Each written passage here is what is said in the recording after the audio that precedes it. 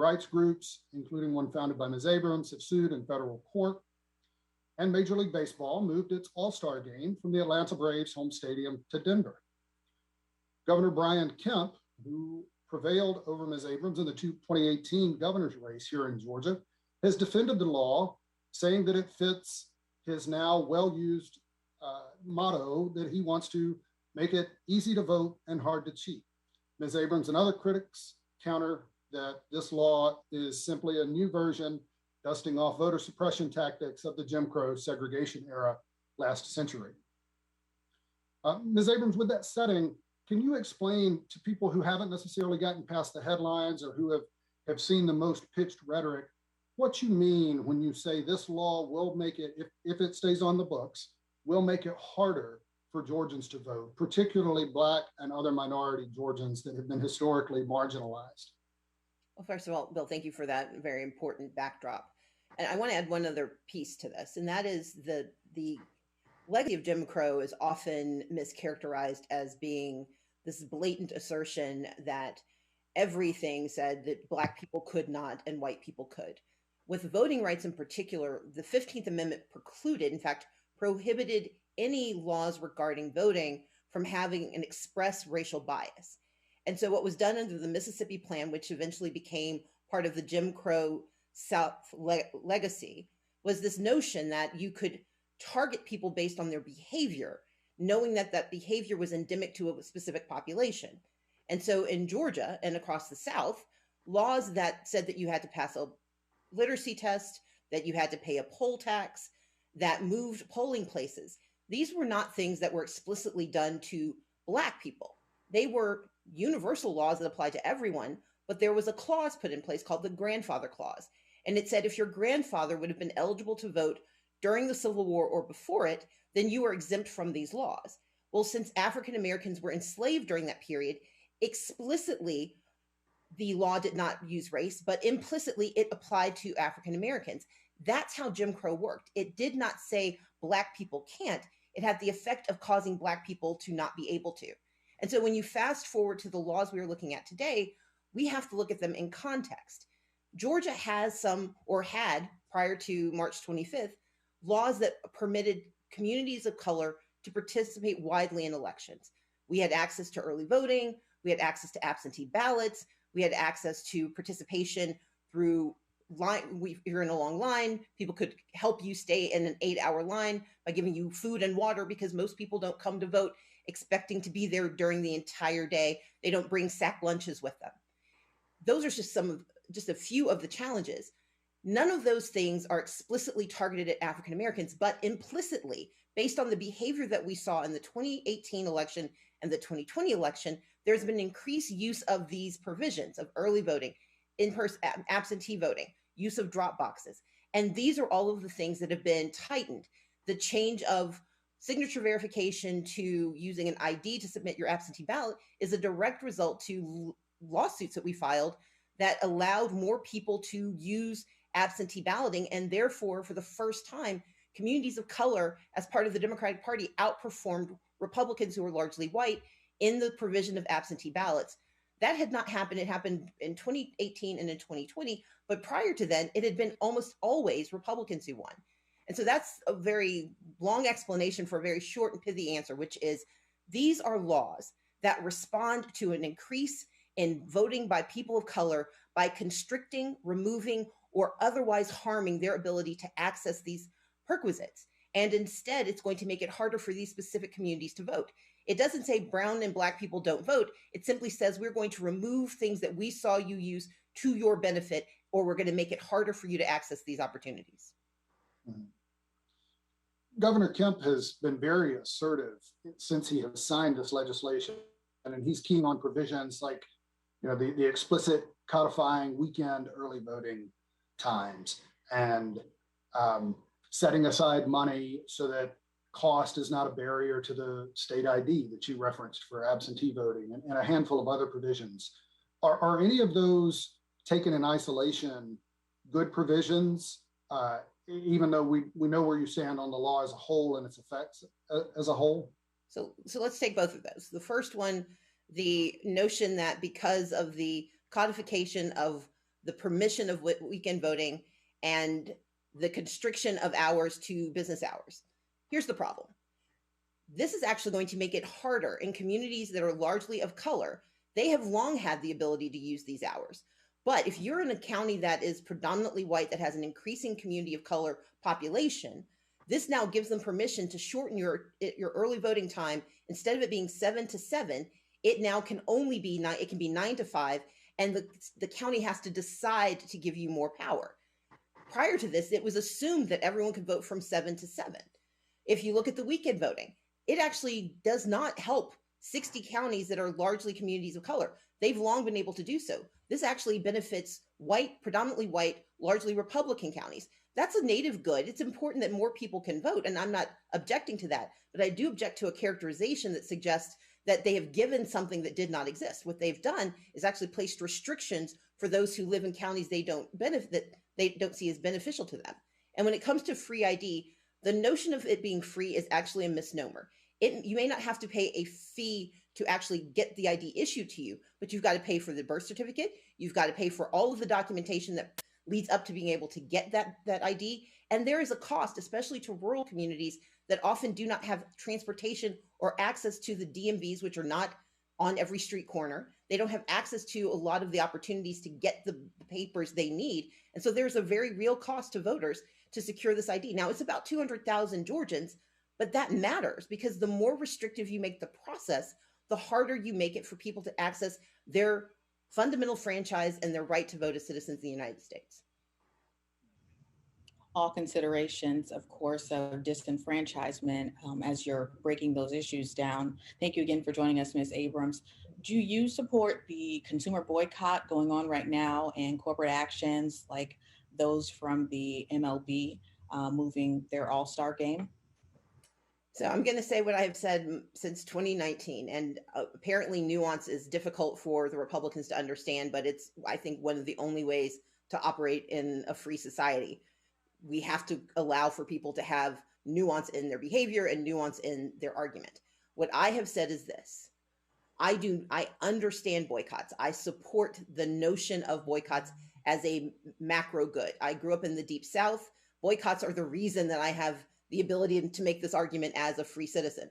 And so, yes, I understand the impulse of boycotting, but I also understand that boycotts operate differently depending on your targets and depending on your timeline. I do not believe that a boycott at this moment is beneficial to the victims of these bills. I have said that before and I've said it again, but I do believe it is absolutely necessary for corporations to show their goodwill if they want voters, if they want their employees, their consumers, and their shareholders to trust their values. And that is that they have to publicly denounce these bills. They have to support and invest in voting rights expansion, and they need to support the federal voting rights standards that are embedded in H.R. 1, S1, and H.R. 4. And you brought up a little bit about growing up in the Deep South in the Southern Black Belt. Your family, including your sister, Janine, they have long viewed voting as a sacred civil duty. You were very outspoken about that. Can you talk a little bit about how voting is rooted in your faith, your United Methodist faith, and just growing up with a strong, obviously religious background from both your parents being clergy?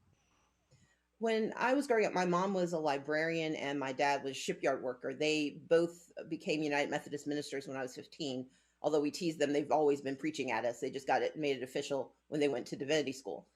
But I also grew up with parents who had deep religious beliefs and also deep beliefs in the practice of our faith. And our faith says that when you see someone who's marginalized or disadvantaged, your responsibility is to intercede. They also raised us with a very fundamental belief that voting is a sacred obligation because it is the way that in the secular world, we shape the world we live in. My father was arrested at the age of 14 for helping to register Black people in Mississippi who were denied the right to vote under Jim Crow. We tease him that my mother did the same thing. She was just, better at it and didn't get caught.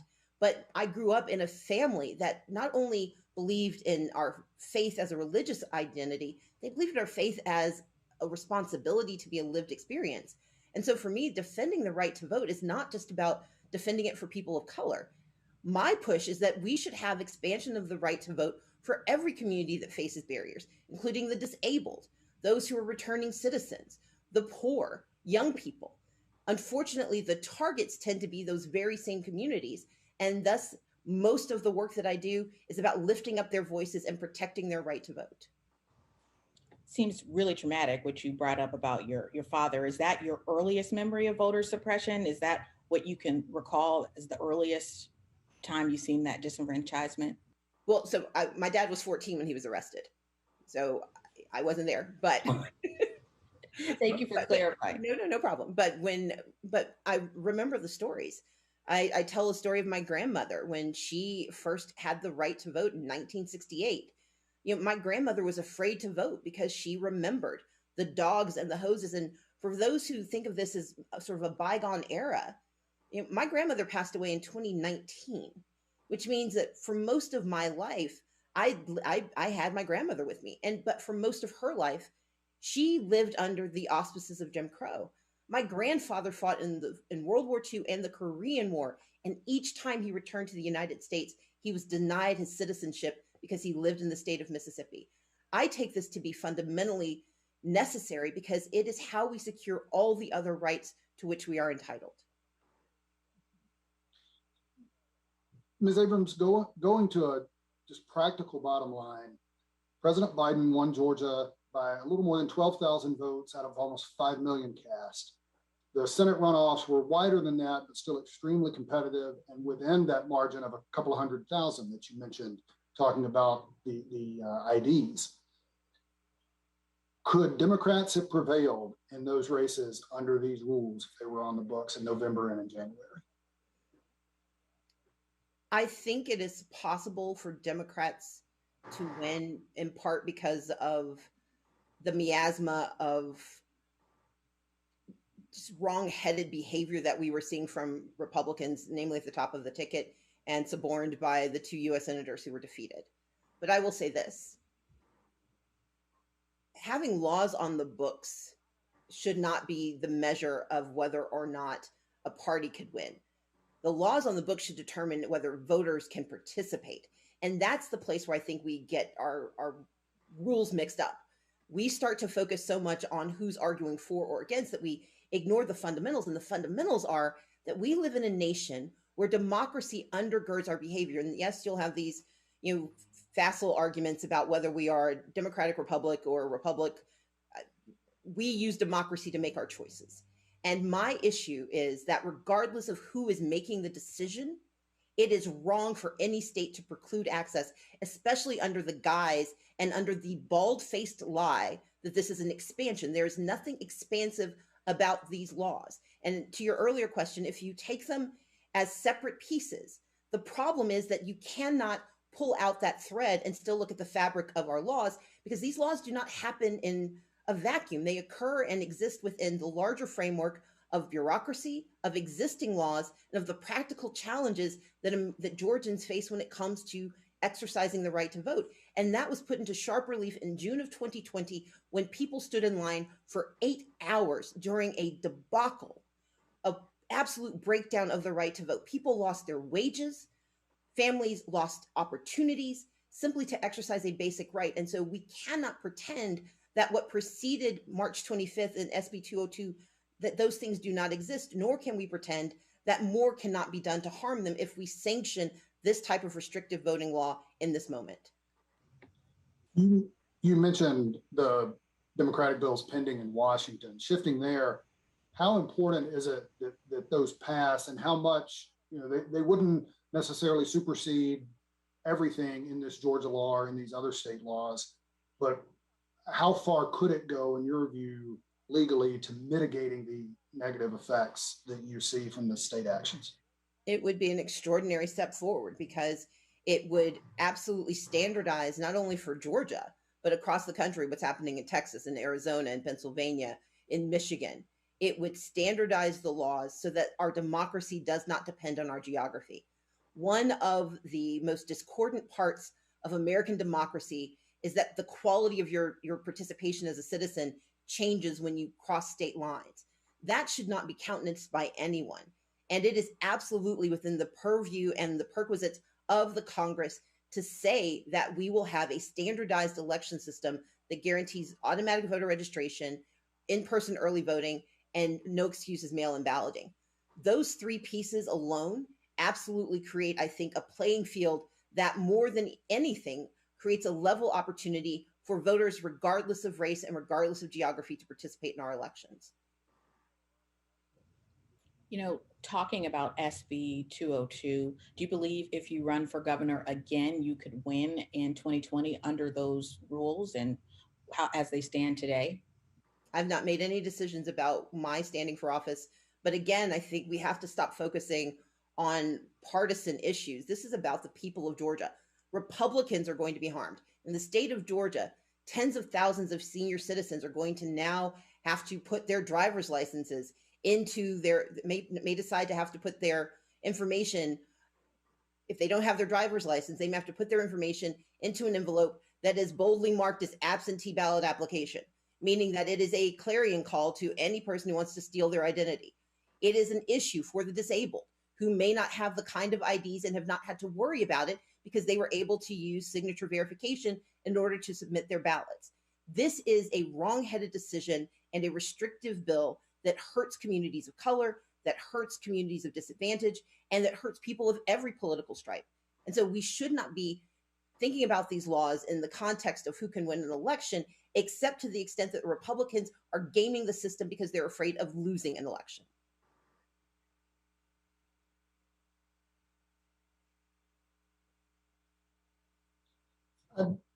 Going back to Washington, the filibuster obviously has gotten so much attention for President Biden's agenda as a whole, but certainly on this voting rights debate.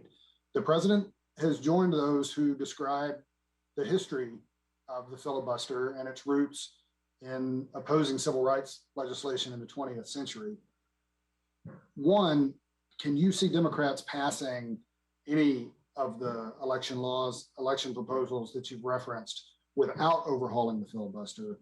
And two, specific to the president, how does it strike you that he has said he agrees that it is a vestige of the Jim Crow era, but that he doesn't necessarily support completely scrapping the rule altogether? Well, I'm disappointed by the recent op-ed by Senator Joe Manchin that says that he's not willing to entertain any changes to the filibuster. I do believe his good intention that we should be able to achieve bipartisan support of at least the voting rights protections that are embedded in S1 and HR 4.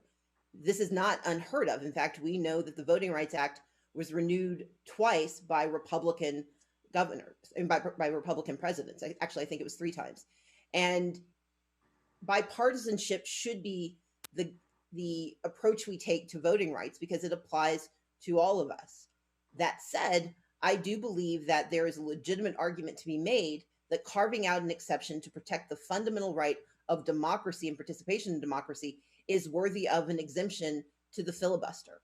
I can understand the hesitation of completely scrapping it, including the hesitation expressed by the president, because the worry is that if you remove it completely, you no longer have any controls over what can happen. And despite its original grounding wasn't racist, although it was used by avowed Southern racists to block civil rights, the original intention was not grounded necessarily in abject racism.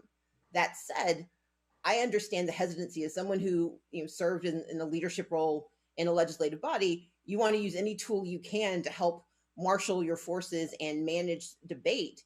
But I believe that this is one debate that should not be waged. It should be a given that we protect access to the right to vote in the United States and that we provide these very basic access points, making certain that everyone who gets registered can stay on the roll and not be subject to being purged simply for not returning a postcard. 2, that we have in-person early voting because we no longer have an agrarian economy that exists on the same schedule so that everyone can take off a Tuesday to go and vote. And 3, that we absolutely need to allow for mail-in balloting. While the pandemic was the current challenge in 2020, we know that other challenges loom for us as Americans, and being able to mail in your ballot or drop it off in a drop box is an important addition to our democracy. Much as machines, technology improved our democracy, we should continue to make advances to make it easier to vote. And that's what we should accomplish. And I think that the U.S. Senate should take that up. But do you see any scenario under which 10 Republican votes are cast in favor of these proposals? I think that it is unlikely, but as going back to Hillary's question earlier, I am a woman of faith. And so my approach is to pray for what I need, but work for what I think needs to be done. You know, a short time ago, the president just announced his executive action on gun regulations. Do you support his approach given the probable impossibility of getting 60 Senate votes on such legislation? I do support his action. I also support the bill that was recently reintroduced by Pat Toomey, Chris Coons, and others, a bipartisan legislation to move forward protection and gun safety. Now, the reality is we need more. We need an aggressive legislative agenda that actually addresses gun safety. But I also know that for every person who has been murdered in the state of Georgia and across this country, that every step forward is progress, that every protection is important. And while I certainly want everything we should be entitled to, I am proud of every step forward that we are able to make. Well, there is an assumption, although we won't assume, so we have to ask you, that you will run for governor again next year. Is there any time frame when you will make your decision public? I am not thinking about that right now. My focus is on making certain that we have elections that we can have full participation in 2022. But at the same time, I'm also working through my organization Fair Count on ensuring that every person who's eligible for the vaccination can get it, especially in the underserved southwest rural area of Georgia. We're also doing work on COVID recovery through the Southern Economic Advancement Project to ensure that recovery actually includes fixing the public health infrastructure and the public benefits infrastructure that is so broken across the South. One final question, going back to the immediate aftermath of the election in Georgia before this slate of Republican bills started moving through the assembly. You were sort of the toast of the Democratic Party, getting credit for flipping Georgia. And you've taken great pains to say that a lot of people put in work over a lot of time, but you started a long time ago through your organizations and through the party. Has it been like since then? We can assume you're getting a lot of calls from Democrats and activists on the left in other southern states with similar racial diversity, with other Sunbelt states across Arizona, Texas. What are you doing to help activists on the left, organizations like Fair Fight, your partner organizations, the state parties in other states, to try to help export this model that took so many years but came to fruition for you in Georgia in 2020? Lauren Grow-Wargo, who served as my campaign manager, served as the executive director of the New Georgia Project when I launched it, who has been my consigliere and my ally and my partner in this work. We wrote an op-ed laying out the high-level tactics we believe are necessary. We are taking phone calls from folks from around the country, answering questions, providing information. I wrote a book about it called Our Time Is Now that really lays out a pathway to building progressive power in our country. And I'm going to continue to do that work because ultimately I believe that progress can and should be made. And I believe that while Georgia is certainly sui generis in our structure and in what we were able to achieve in 2020 and 2021, I believe this can be replicated across the country if people of goodwill can harness the power of those who are too often left out of the conversation and can build the infrastructure to guide those voices towards the ballot box and towards better leadership. You say what state is next? Oh, we're working with a number of states. So it depends on who does the work and how much.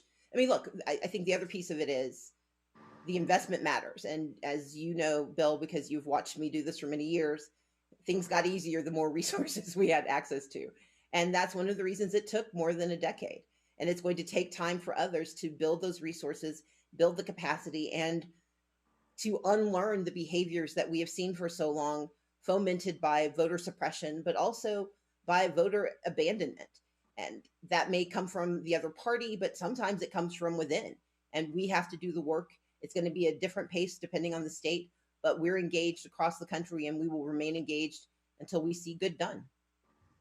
The fact that this fight has been owned by Black women, does that change the topic of electability politics that has been, happened for so long when it comes to a Black woman running for office? I think we have seen progress, and certainly the election of Kamala Harris as our vice president, as both a Black and Indian woman, the changes we have seen happen in terms of people who are willing to stand for office. We're watching that happen right now in North Carolina, in Virginia. My belief is that we will continue to make progress, but we have to always be aware that we exist in a duality, that our progress does not diminish the racism and sexism that often attends our intentions and our ambitions.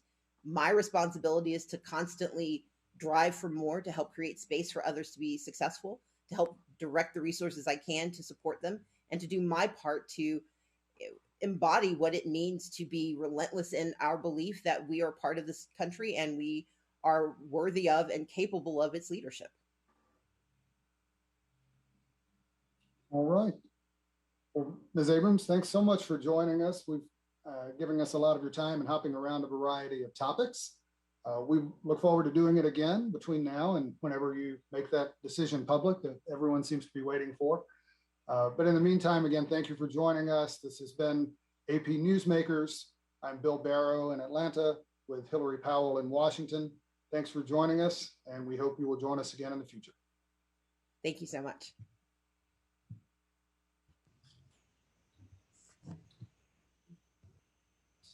Stand by.